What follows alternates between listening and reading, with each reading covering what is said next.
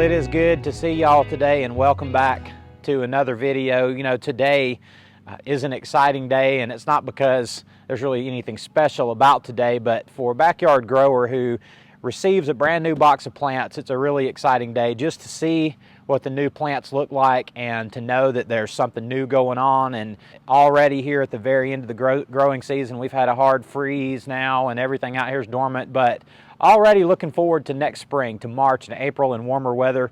And what I have in the box today, I can't wait to show you, and it's a big part of what we'll be doing next spring and in even the spring after that. One of the things that I think about in my nursery sometimes is that so many plants that I have are green. You guys see plants like these green giants and how much I work with those, and you know, we have a lot of success selling them, but they are green. And you guys see me working with these hostas, growing them, dividing them, and selling them, and for the most part, with some variation in their color, they are green. And these are baby plants for next year, mostly hydrangeas, but a few other things scattered in, and they too are green.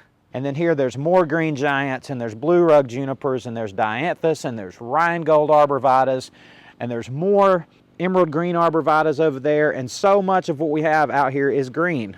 So the plants that I want to show you today are plants that give year-round color. They're not just green plants that put on a white bloom or a red bloom, but they are plants that are color themselves and holding color throughout the year. They just make an outstanding addition to a nursery or to your landscape. So let me show you these today.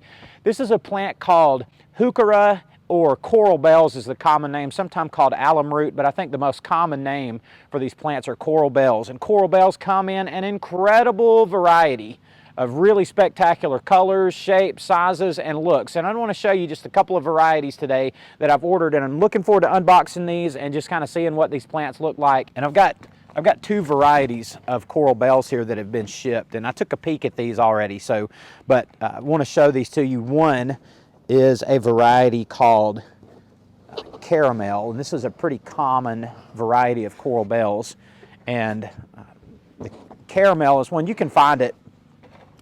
Oh, in most garden centers will carry these at some point of the year. Yeah, now this is a 72 count, and okay, yeah, I know these look kind of rough, but these actually are really nice looking coral bells, especially here for so late in the season. I don't typically buy in any plants this late in the season. We've already had freeze. These are extremely hardy though. They will overwinter very well, but this is a variety of coral bells that it's kind of this yellowish to orange to apricot kind of color. Really, the name caramel really describes kind of its color and its feel, and they're an extremely hardy plant. They are drought tolerant. In my climate in the southeast, they do well in the humidity and in the heat, and these are an outstanding addition to anybody's garden. But beyond that, what I'm more interested in as a grower and kind of a backyard hobbyist enthusiast in the backyard is these things sell like crazy. When these things are fleshed out nice in the spring, there are not many plants really that are as pretty as these are. I have another variety here too that I want to show you, and this is a much different color, and this is a variety that's called magma. And you just imagine, you know, let me get this out of the way. Imagine what might come to your mind with the word magma, you know, a red and orange, something like that. Wow, look at that.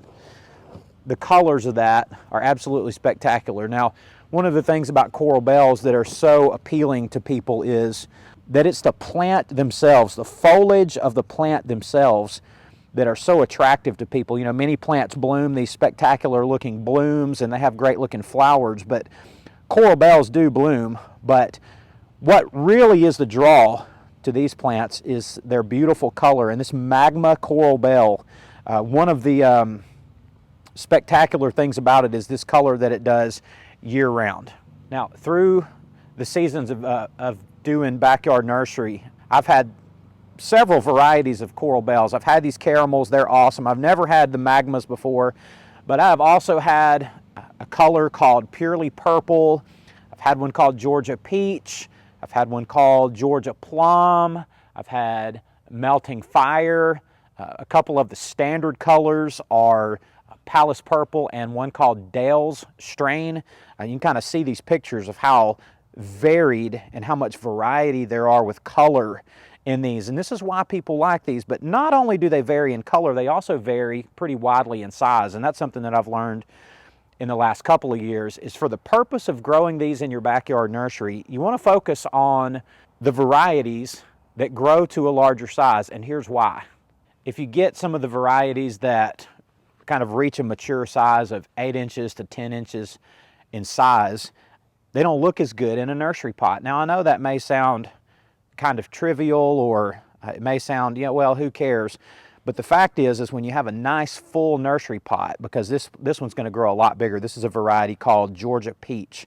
This variety is going to get bigger faster and fill in your nursery pots sooner, and you're going to have a sellable plant in a much shorter time. So that's the reason, or at least part of the reason, why I've chosen these two varieties to get in this in the fall is caramel, because they grow big fast, and also the magma, because they too grow big fast. They look nice in a pot soon, and I think even these little small ones, they may be ready to sell by the end of next growing season, but if not, they'll certainly be ready in like a season and a half from now. So we have ordered in these, I can't think of the name of them, these magma coral bells and these caramel coral bells, and we're going to pot them. And today we're going to be potting them into these 3-inch pots. And the reason that we're potting them in these small pots, this is not our standard trade gallon size pot. We're potting these in smaller pots today, strictly as a means of saving space. So again, we're at the very end of the growing season here.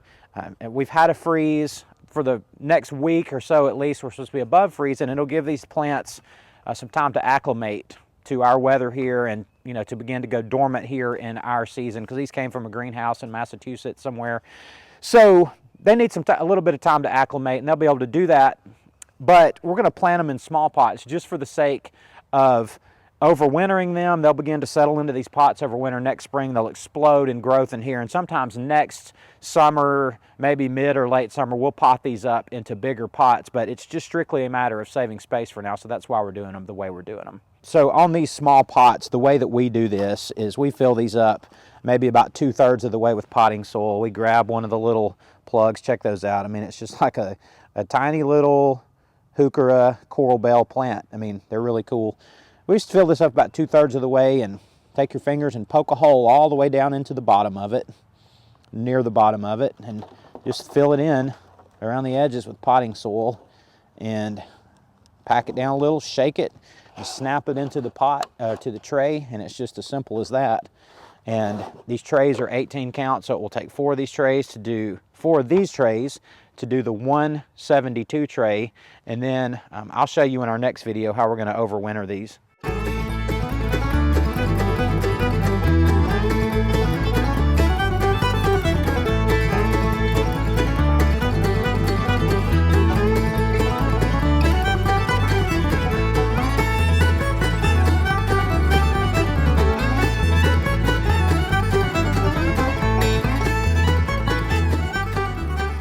I'm going to water these in every time I pot anything. You always soak it in really good, but I'm not going to fertilize these until next spring. Really not any need to fertilize in November. We're going to be cold, and these are just basically going to sit here until they warm up next spring. And again, I'll show you a little bit more in the next video about how to deal with these over winter. They should do just fine. Thank y'all very much for watching today. We're going to get the rest of these potted up, and we'll show you all that later on, but I love all of you. Thanks for watching, and I'll see you next time.